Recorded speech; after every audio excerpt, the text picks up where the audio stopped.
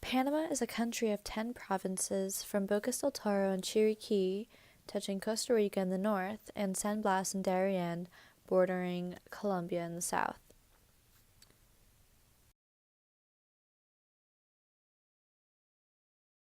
Here we have an aerial view of Panama City overlooking the Pacific Ocean. One of the reasons that Panama is viewed as the gem of the Central Americas is its diversity, primarily in its amazing amount of native flora and fauna.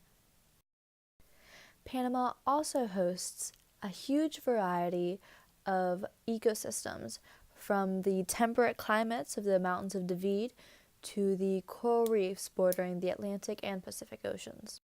Biodiversity in Panama is so wide-reaching that there's even a museum dedicated to the study of indigenous species in Panama, as well as how Panama as a country plays a huge part in the world species. The museum was made by Frank Gehry. He's a world-renowned architect, and as you can see, his work definitely paid off in this amazing monument. Panama is also incredibly rich in history. Here we have the remains of a settlement founded in 1519.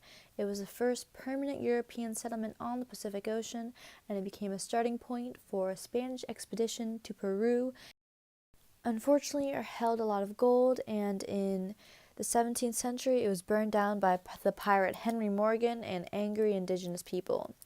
Here we have Fort San Lorenzo, which is also an enormous and very famous fort in Panama, on Colón side, which is the Atlantic Ocean.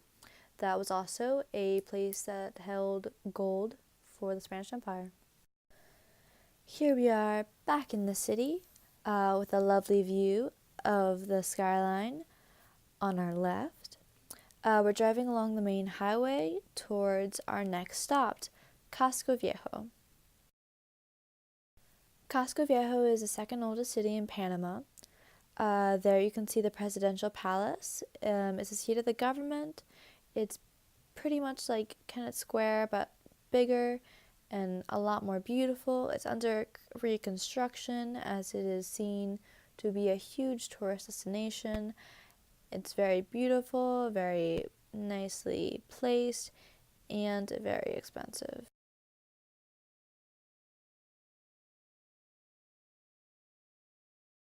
Another point for diversity is our large population of native peoples. Here you have a Kuna Indian.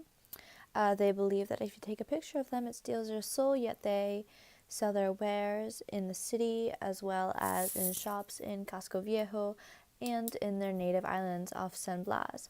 They will happily give a tour of their islands with beautiful crystal clear waters. They make pretty well off, but they are one of the surviving tribes in terms of urbanization with the government in Southern America.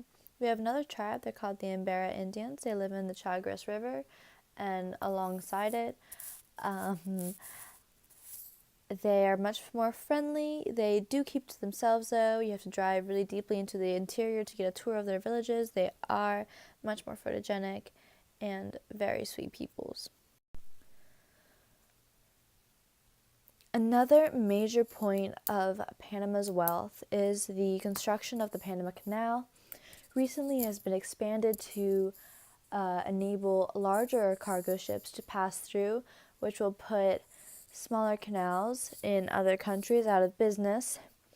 But when this canal was being built in the 70s, the Americans took it over, and the influx of American citizens in the canal zone has allowed for a huge urbanization process to begin. And since 1999, when the canal was handed back over, we have made so much progress. And finally, we are entering Panama City, Panama, undoubtedly the spoiled child of the wealth that this nation has been through. Panama City is the heart and soul of the country, and so much has gone into making the city the way it is. A lot of the population does live here, especially the English-speaking half. This extravagant city can have anywhere from shopping malls with only highest designers to suburbs that barely have trash collection.